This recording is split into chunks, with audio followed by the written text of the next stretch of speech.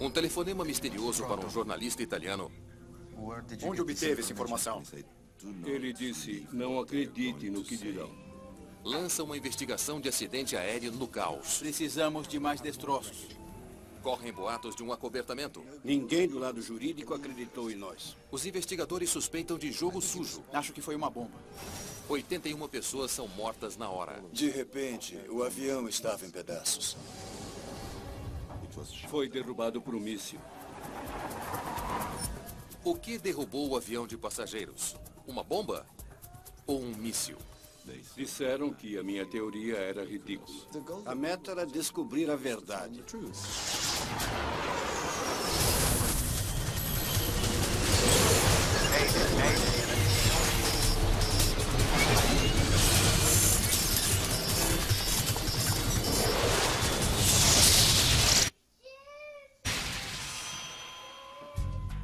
Esta é uma história real, baseada em relatórios oficiais e relatos de testemunhas.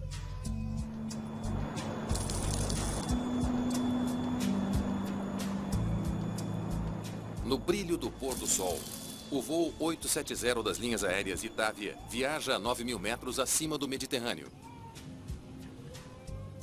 Boa noite, 870. Mantendo 290 sobre Puma. Entendido. Prossiga, Latina Ponza. Roma, 870. O capitão Domenico Gatti e o primeiro oficial, Enzo Fontana, estão nos controles do DC-9. A tripulação tinha a experiência que você gostaria no voo em que vai embarcar. E o voo em si era bem curto e fácil. Entre os 77 passageiros está Alberto Bonfietti, um jornalista a caminho de se encontrar com a família em Palermo. Obrigado. Naquela sexta à tarde, o meu irmão Alberto pegou aquele avião para ir a Palermo encontrar a esposa e a filha, que já estavam de férias. O voo de Bolonha a Palermo leva cerca de 1h30. Mas a meio caminho de seu destino, o primeiro oficial, Fontana, encontra um problema. Olha isso, não tem nada. Tente Ponza, então. Nada. Não há resposta dos muitos sinalizadores de navegação que normalmente guiam os pilotos até Palermo. 870, Roma. Está como um cemitério hoje. Não tem nenhum sinalizador funcionando direito. Tudo está meio fora. Qual a sua direção? Estamos em 195. Sem os sinalizadores, os pilotos precisam de orientações do controle de tráfego aéreo.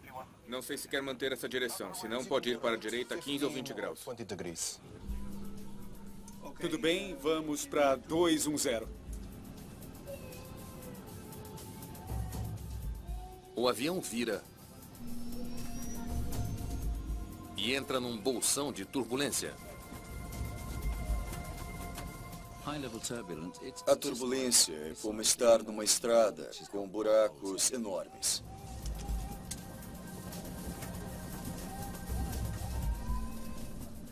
Em qualquer voo que qualquer um pega, em algum momento haverá algum grau de turbulência.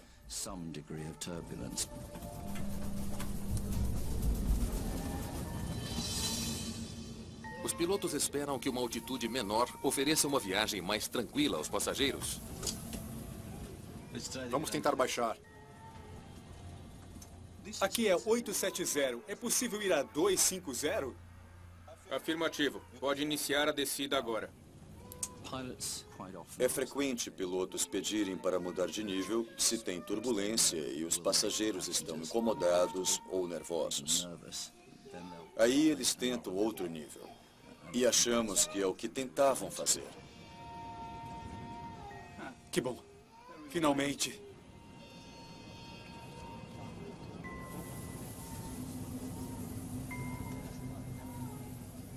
E há mais boas notícias. Palermo também está respondendo. Os sinalizadores agora estão funcionando. Temos o sinalizador de Ponza. Ótimo. Retorne para a descida. Obrigado por tudo. Retornaremos para a descida, 870. Os controladores não terão mais contato com os pilotos até iniciarem o pouso.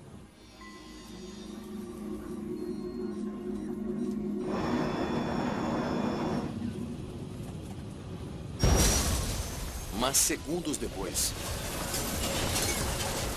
o voo 870 da Itávia se desfaz e desaparece do radar.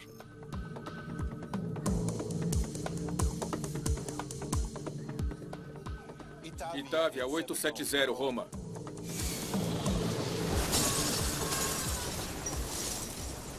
Itávia 870, Roma.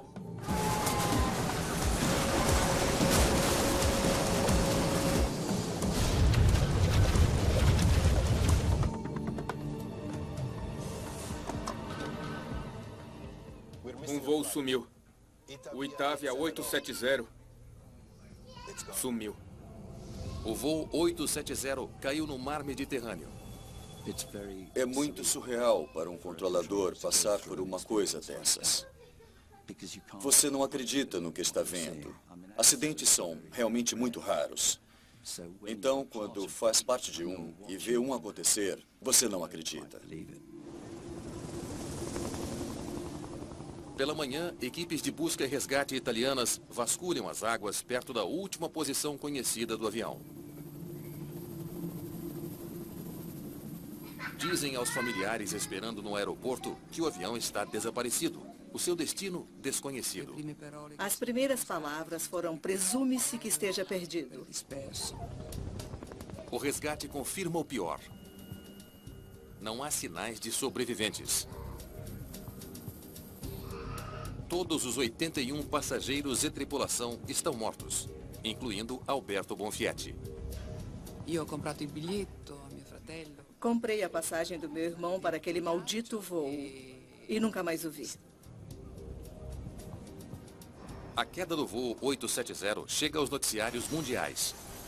Parece não haver como explicar por que uma aeronave moderna caiu do céu tão de repente. Andrea Purgatori é um conhecido repórter de um dos maiores jornais diários da Itália. Em 1980, eu era repórter investigativo do Corriere della Sera, que ainda é o jornal mais importante da Itália. Na noite da queda, ele recebe um telefonema surpreendente. Recebi um telefonema de um controlador de tráfego aéreo em Roma. Onde obteve essa informação? E ele disse: não posso falar por muito tempo neste telefone, mas não acredite no que dirão, porque ele foi derrubado por um míssil. A fonte o direciona para uma teoria controversa, que o voo 870 foi apanhado numa luta de caças entre jatos da OTAN e da Líbia. Havia uma situação tensa no Mediterrâneo, bem próxima à tensão que existe antes de uma guerra. Em 1980, o Mediterrâneo era uma zona de atividade militar. O mar separa a Itália da Líbia. É uma nação fora da lei, governada pelo coronel Muammar Gaddafi, um pária internacional. Na época, Gaddafi era como Saddam Hussein ou Osama Bin Laden para os Estados Unidos e para a maioria do mundo ocidental. A tensão política entre a Líbia e o Ocidente clamou as vidas dos 81 inocentes? Sim. A sua identidade está segura comigo. Andrea está convencido de estar à beira de um grande furo internacional. Era o tipo de história que, como repórter, você encontra uma vez na vida, na carreira. Vamos nos encontrar. Mas se passarão mais de 30 anos para desvendar o que realmente houve naquela noite no céu sobre a Itália.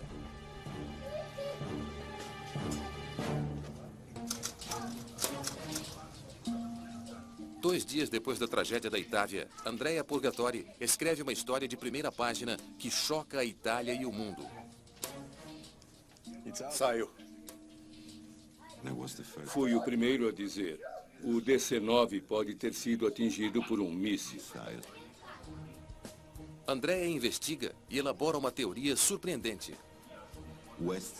Caças ocidentais, provavelmente franceses, combatiam aviões líbios. E os aviões líbios deviam estar escondidos atrás do DC-9. E o DC-9 estava no lugar errado, na hora errada, e foi atingido por um dos mísseis.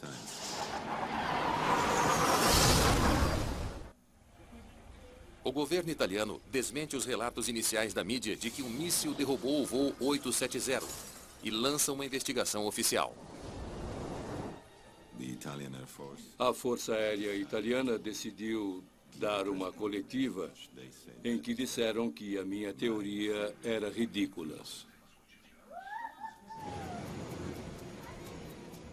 38 corpos foram recuperados do local da queda. Mas a maior parte dos destroços do voo 870 foi para o fundo do Mediterrâneo. Os investigadores não tinham muito com o que trabalhar. É só o que temos?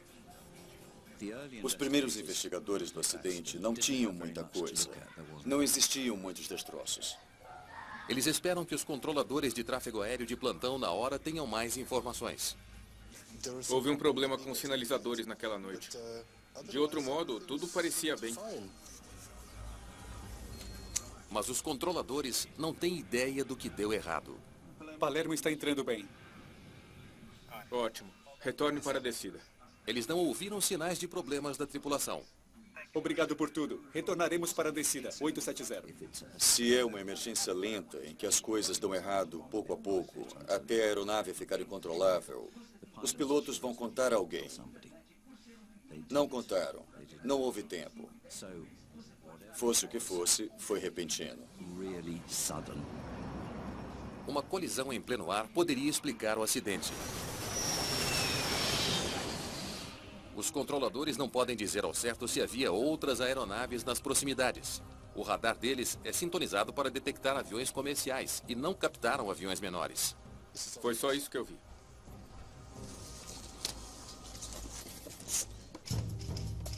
Os investigadores precisam de uma boa pista. Eles não têm provas de que um míssil derrubou o avião, mas também não há provas de qualquer outra causa. Precisamos analisar todas as explicações possíveis. O investigador, é claro. Se, por exemplo, a imprensa está especulando sobre a aeronave ter sido derrubada, verá isso como as outras pessoas veem, mas manterá a mente aberta. Eles estudam outros incidentes envolvendo o mesmo tipo de avião. Eles estavam procurando evidências históricas que poderiam dizer o que houve.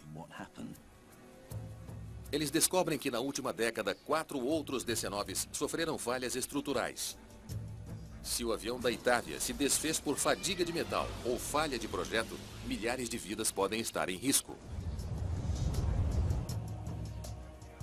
Mas a pesquisa não lança nenhuma nova luz sobre a queda.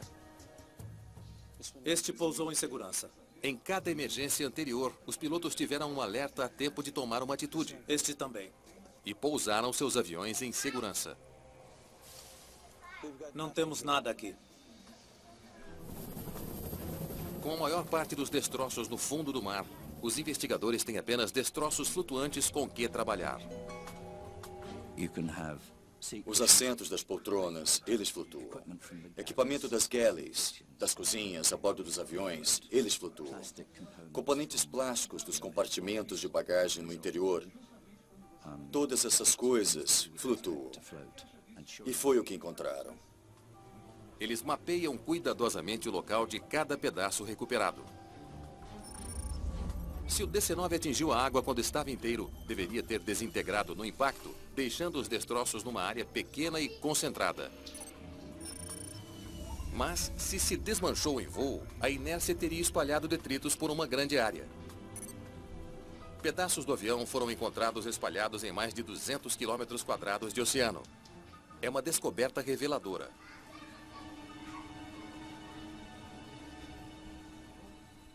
Espalhados demais para ter sido no impacto. A tripulação foi pega de surpresa. O controle de tráfego aéreo também. De repente, o avião estava em pedaços. Investigadores examinam os destroços em busca de evidências de que outro avião colidiu com o voo 870. Eles não encontram nada. A especulação sobre um míssil apenas cresce. Houve muitos relatos, os jornais, a televisão, a mídia falou muito nisso. Investigadores esperam que análises detalhadas de radar possam dar algumas respostas. Eles querem saber se havia mais alguma coisa nos céus que pode ter derrubado o avião. Eles procuram John McDowell, do US National Transportation Safety Board. Vamos ver o que dá para ver. John é perfeito para o trabalho. Ele é um ex-piloto da Marinha e especialista em radares. Os Estados Unidos têm a obrigação de ajudar outros países com suas investigações de acidentes aéreos em seu país, se foi uma aeronave fabricada nos Estados Unidos. Nesse caso, foi um Douglas DC-9. Ele estuda uma versão incrementada do registro do radar do voo 870. Um que mostra mais detalhes do que o controlador de tráfego aéreo podia ver. Recebi uma versão impressa que incluía o caminho que esse DC-9 seguiu. Parece que foi aqui que se partiu. Isto são os pedaços. Um radar funciona refletindo ondas de rádio em objetos. Quando um avião se parte, cada peça cria o seu próprio sinal ou retorno. Controladores de tráfego aéreo sintonizam o seu radar para detectar aviões comerciais, mas o radar pode ser ajustado para mostrar outros objetos. Quero dar uma olhada de perto nisto. Você acaba obtendo mais de um retorno de radar. Há muita coisa para ver. John não vê sinal algum de colisão em pleno ar. O que temos aqui? Contudo, ele nota algo incomum. Houve 3 bips de radar não identificados a oeste do voo 870. John chega a uma conclusão surpreendente. A essa altitude e velocidade, acho que foi um jato de alta velocidade. Ele viu traços de outro avião, que não era um avião civil. Vindo do oeste, naquela hora do dia. Eles nunca o veriam chegar. Esse objeto não identificado saiu do Sol, o que é uma técnica padrão de piloto de caça. Cegos pelo sol, os pilotos do DC-9 teriam pouca chance de ver um jato chegando. Eu disse a eles que era possível que algo tivesse sido disparado de outra aeronave. Ficou claro que era um caça disparando um míssil. A análise de John faz com que seja ainda mais provável que um caça estivesse voando perto do DC-9. 3 semanas após a queda, novas evidências vêm à luz. Os destroços de um caça líbio são encontrados nas montanhas do sul da Itália. A descoberta levanta mais suspeitas e alimenta a teoria dos mísseis. Na minha opinião, havia caças franceses decolando da base de Solenzara, na ilha de Córcega, interceptando aviões líbios. E o que houve foi um ato de guerra. Para o repórter Andrea Purgatori, o caça caído confirma a crença de que o voo 870 foi uma fatalidade não intencional de uma escaramuça entre jatos da OTAN e da Líbia. Os franceses estavam disparando nos líbios ou os líbios estavam disparando nos franceses? É difícil dizer, mas os caças franceses perseguiram o caça líbio até ele bater nas montanhas da Calábria, no sul da Itália. A aeronave desapareceu. Houve uma explosão. Foi um míssil? Eu achei que sim. Que era uma grande possibilidade. Até agora, a evidência de um ataque de míssil é circunstancial. E então os investigadores dão sorte. Eles encontram uma pista intrigante. Um pedaço de estilhaço no corpo de um passageiro. Se puderem identificar a sua origem, isso pode dizer a eles o que causou a explosão. Há algo que quero que veja. Investigadores italianos viajam a Washington com o pedaço de metal. Bem-vindo a Washington. Obrigado. É isto? Sim. Eles pedem a John McDowell, do NTSB, que ajude a identificá-lo. Vamos dar uma olhada. Era do tamanho de uma caneta, meio curvo, chato de um lado. De onde você veio? Foi encontrado na perna de um dos passageiros. Na NTSB, tínhamos o projeto estrutural do DC-9. E, baseado no que eu sabia sobre mísseis, comecei a olhar o meio da aeronave. O tipo de metal parece ser de fora da cabine. Precisaremos olhar os poços das rodas. Olhamos os poços das rodas e casamos a peça com a borda curva, a borda singular desse painel. Próximo, sob a roda direita. Bem, não a roda esquerda. Não casava com a roda esquerda.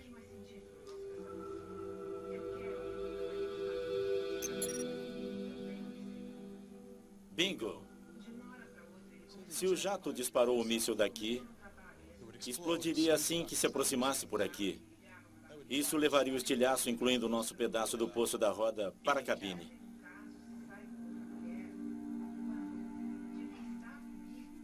Para mim, foi uma informação conclusiva. A minha reação após as conclusões de John foi que eu estava certo. Investigadores enviam pedaços de destroços para o laboratório para testar a presença de explosivos. A análise confirma uma explosão. Os detritos estão revestidos de traços de TNT. Mas o resultado não prova que um míssil derrubou o avião. É igualmente possível que os explosivos tenham vindo de uma bomba. TNT não é usado só por militares. Eu não diria que é a coisa mais fácil para se obter, mas se estiver determinada, a pessoa pode conseguir. 5 semanas depois do desastre do Itávia, os italianos são atingidos por mais uma tragédia. O atentado à estação ferroviária de Bolonha mata 85 pessoas. Terroristas neofascistas são culpados pelo ataque, alimentando o medo de que o mesmo grupo poderia ter posto uma bomba a bordo do voo 870. As novas evidências deixam os investigadores com um dilema. Eles têm evidências circunstanciais para a teoria da bomba e dos mísseis, mas não há provas tangíveis para determinar qual causou a explosão. Teremos de dizer que não sabemos. A comissão do Ministério dos Transportes trabalhou por 2 anos e acabou dizendo que o acidente foi causado por uma explosão. Mas não foram capazes de dizer se a explosão foi fora ou dentro do avião, uma bomba ou um míssil.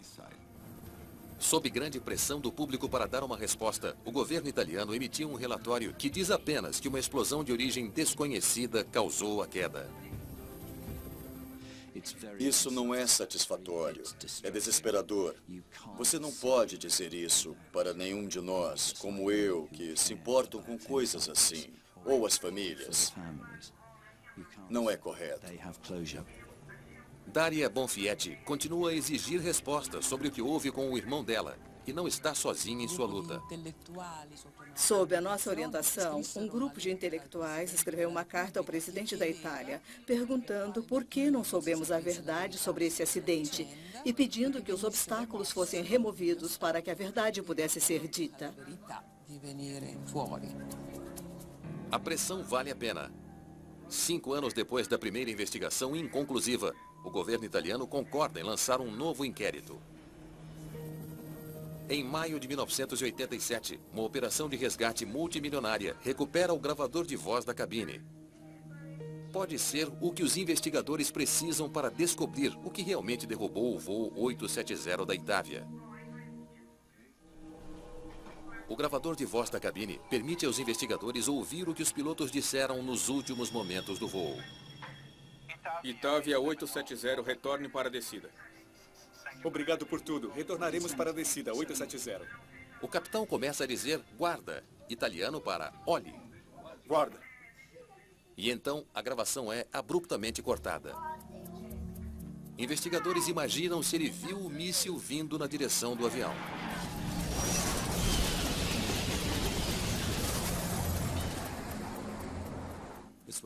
É o que se esperaria que alguém dissesse se visse algo estranho vindo na sua direção.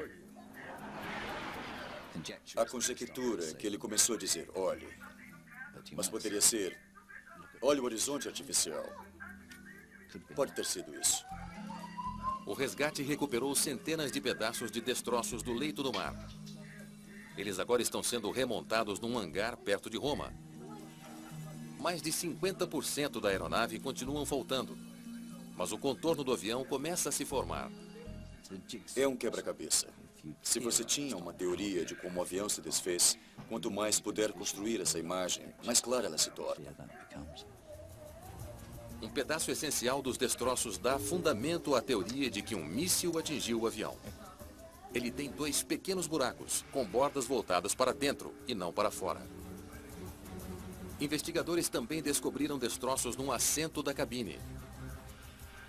É de uma cozinha na dianteira do avião.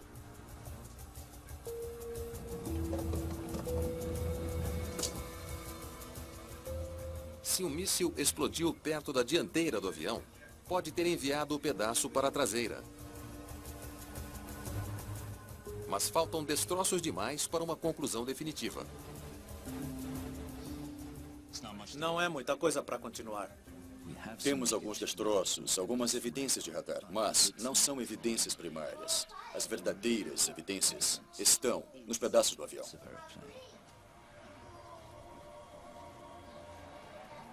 Os investigadores italianos são pressionados para anunciar a causa da explosão do avião. As pessoas começaram a dizer, contem-nos exatamente o que houve com esse avião. Tudo se encaixa com a teoria do míssil. Eles decidem se arriscar. Em 1989, eles emitem um relatório de acidente que conclui que a explosão provavelmente foi causada por um míssil disparado por uma aeronave não identificada.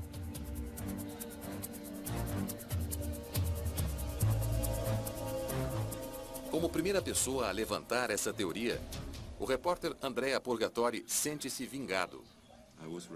Eu estava certo. Estava certo em investigar o caso, em pegar a possível verdade, pedaço por pedaço, e uni-la.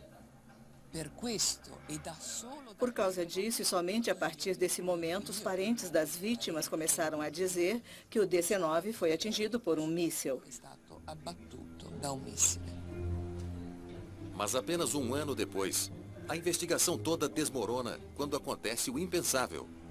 Citando falta de evidências, 2 investigadores italianos reformulam a sua opinião de que um míssil derrubou o avião. Voltamos ao início. É raro ter tão pouca certeza sobre um acidente. A esse respeito, esse é um acidente extraordinário. O governo italiano ordena uma terceira investigação para responder a pergunta de uma vez por todas. Foi um míssil que derrubou o voo 870 ou foi uma bomba? Eles reúnem um grupo internacional de especialistas, que inclui o investigador veterano de acidentes aéreos britânico Frank Taylor. Vamos montar isso ali. A meta que nos deram era a verdade, descobrir o que houve e fazer um relatório.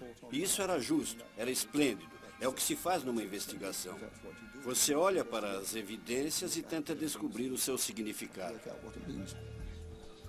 Frank é qualificado para identificar evidências de uma bomba.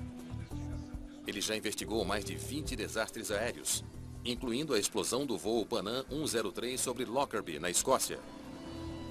Em 1988, terroristas líbios plantaram uma bomba no compartimento de carga do voo 103.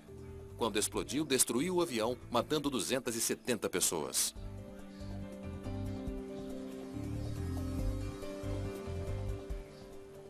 O engenheiro Göran Lilja, da Suécia, também está na equipe de Frank. Ele me disse que era um acidente aéreo controverso, que aconteceu no passado e que havia suspeitas de envolvimento militar e acobertamento.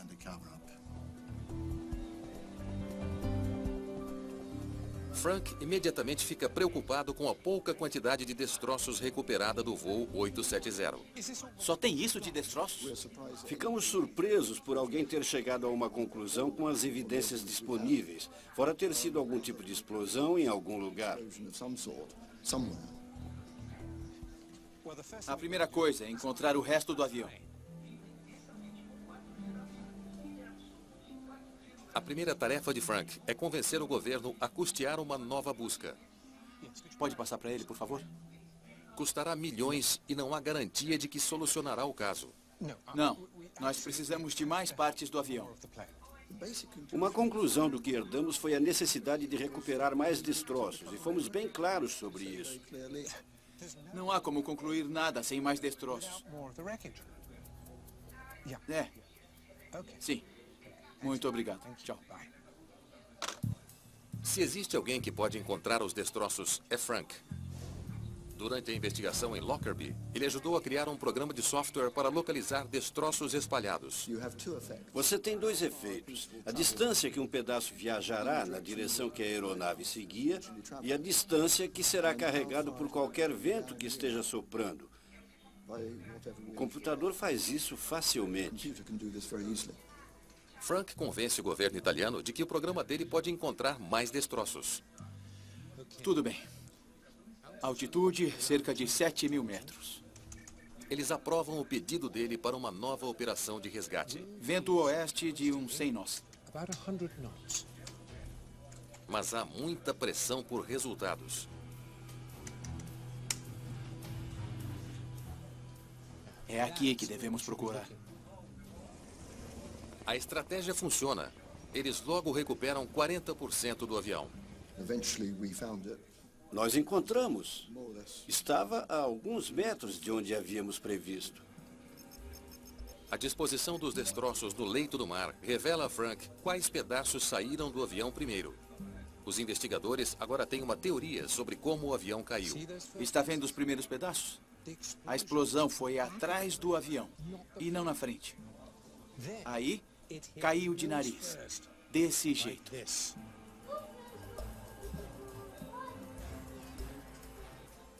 A reconstrução parece casar com a teoria dele. Os destroços na frente estão em pedaços menores do que o resto do avião.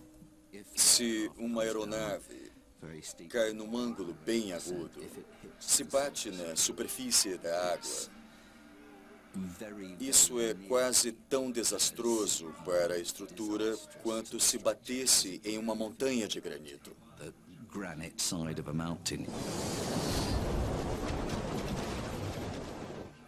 A teoria também explica como destroços da dianteira do avião podem ter ido parar atrás, ou incrustados no corpo de um passageiro. E por que a porta de carga tinha buracos voltados para dentro. Quando laterais da fuselagem amassassem, janelas se quebrariam.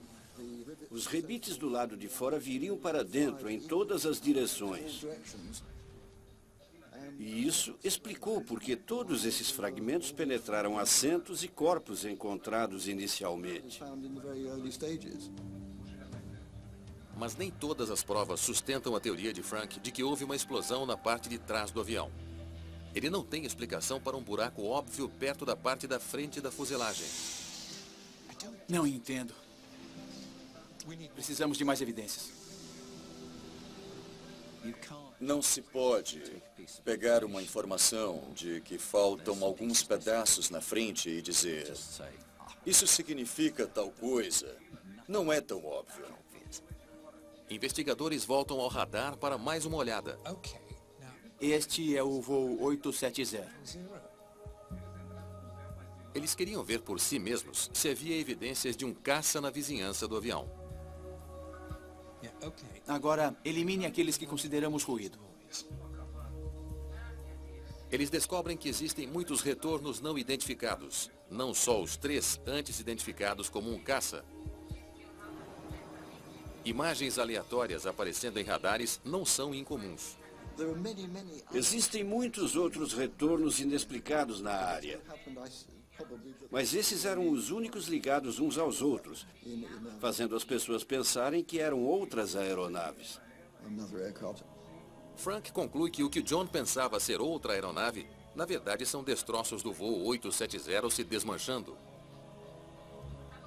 Eu vou lhe dizer o que é. É o nosso avião. E isto é um pedaço dos destroços.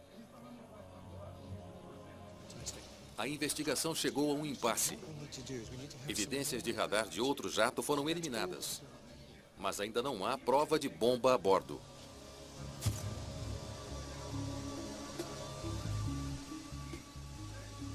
Então Frank Taylor percebe uma coisa estranha perto da traseira do avião.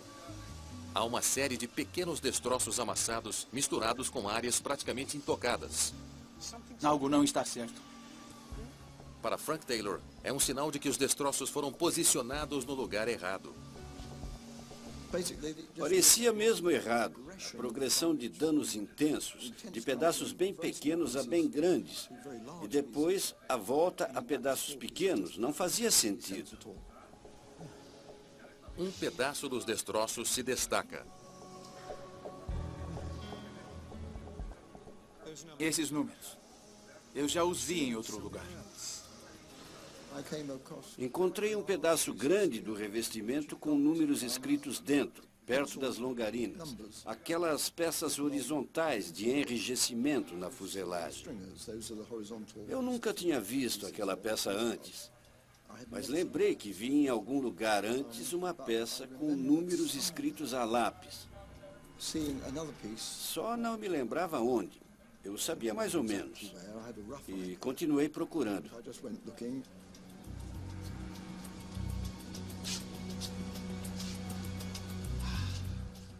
Achei. Pode pegar aquele pedaço, por favor? Encontrei na parte dianteira da fuselagem. E os números eram consecutivos do pedaço da frente da fuselagem ao pedaço de trás. Um pouco mais para baixo. Um pouco mais. Mais. Isso. É o seu lugar. Ótimo. Poderia prendê-los? E era a primeira parte. E aí ficamos confiantes de que ia dar certo. Depois dos destroços serem checados e colocados na posição correta, as evidências de que um míssil atingiu a parte da frente da aeronave desapareceram. Dava para ver claramente que não houve uma explosão de míssil do lado de fora, nas áreas que as primeiras investigações, bem no início, previram. Trouxemos a maior parte do revestimento da fuselagem. Então, teria dado para ver um padrão de destroços de míssil. Mas não havia sinal disso. A fuselagem remontada revela um novo buraco na traseira do avião. E parece que foi causado por uma bomba. Vamos ver o que temos. Sabemos o que é isto? Investigadores estudam mais destroços daquela parte do avião. O que temos aqui? Olha só para você. A pia de aço inox se envergou para cima por uma explosão. Exatamente o que os investigadores esperariam ver se uma bomba explodisse no lavatório da traseira. Quanto mais descobríamos, mais tudo apontava para uma explosão na área do lavatório traseiro. Frank e sua equipe finalmente têm evidências suficientes para revelar o que derrubou o voo 870 da Itávia.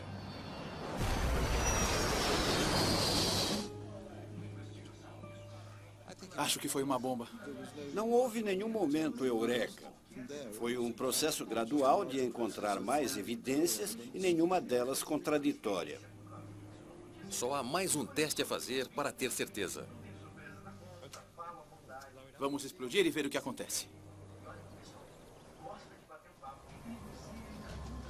Tudo bem? Vamos lá. Investigadores colocam explosivos no lavatório de um DC-9 para testar a sua teoria de que uma bomba derrubou o voo 870. 3, 2, 1. Se os pedaços destroçados combinarem com os destroços do 870, vamos ver como foi. Fornecerão evidências fortes de que eles estão certos. A explosão gera danos típicos. São quase idênticos ao que se viu nos destroços do lavatório do voo 870. Pode medir aqui? Isso. Tivemos certeza absoluta, sem dúvida alguma. A evidência não revela quem plantou a bomba, mas os investigadores têm uma boa ideia de onde ela foi plantada.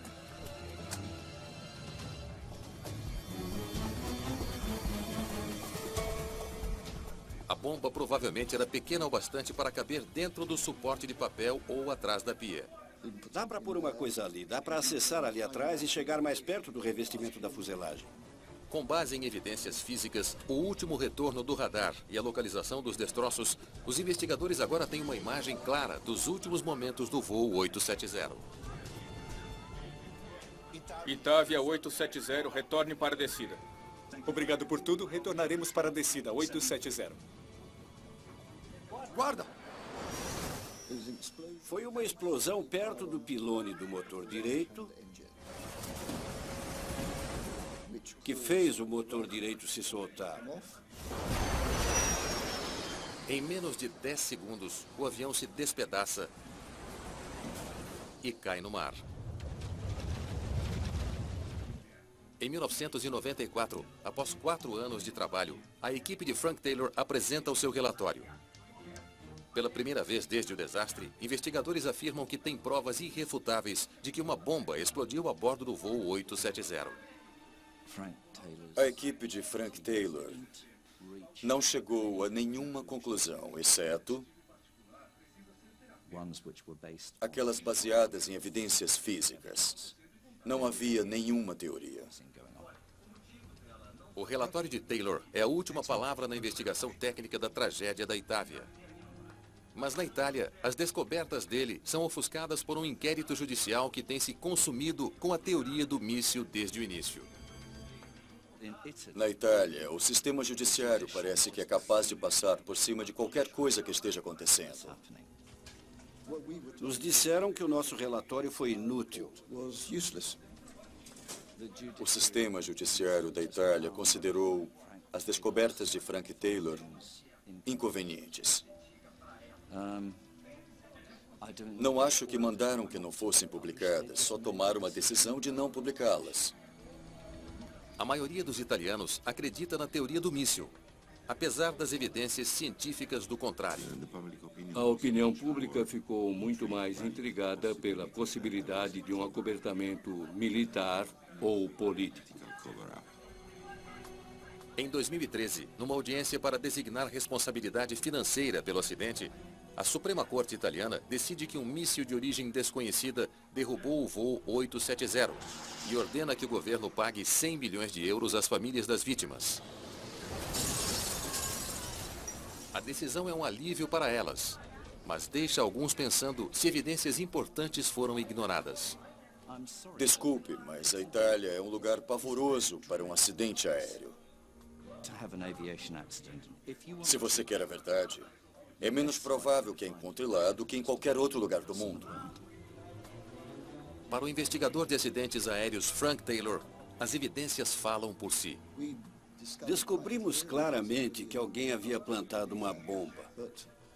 Mas ninguém do lado jurídico, aparentemente, acreditou em nós. E, portanto, até onde sabemos, não houve uma busca pelo responsável, pelo motivo, nem nada. Como engenheiro e investigador, não consigo imaginar por que alguém pensaria em considerar outra coisa, senão a verdade.